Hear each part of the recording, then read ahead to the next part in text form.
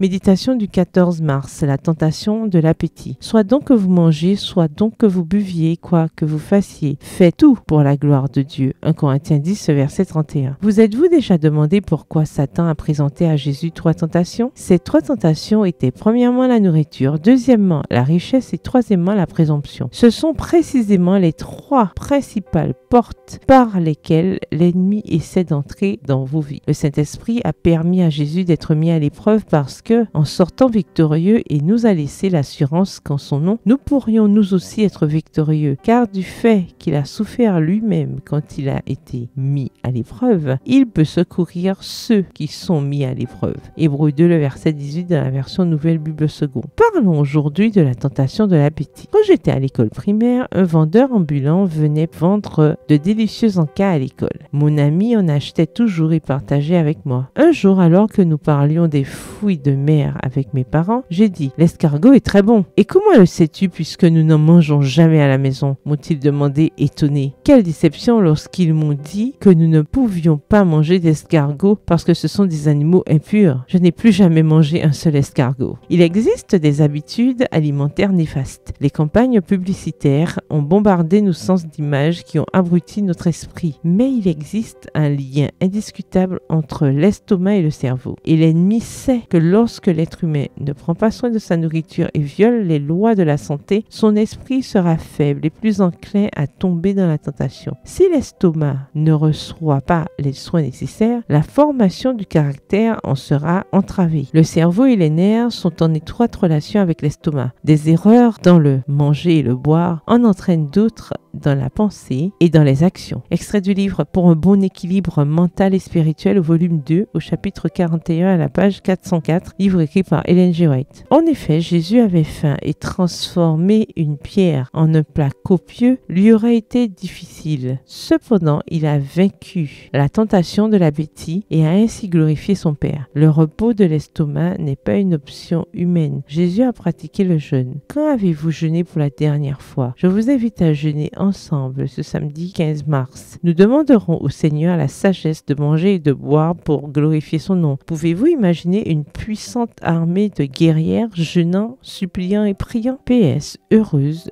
de vaincre mon appétit. Bonne journée, que l'Éternel vous bénisse.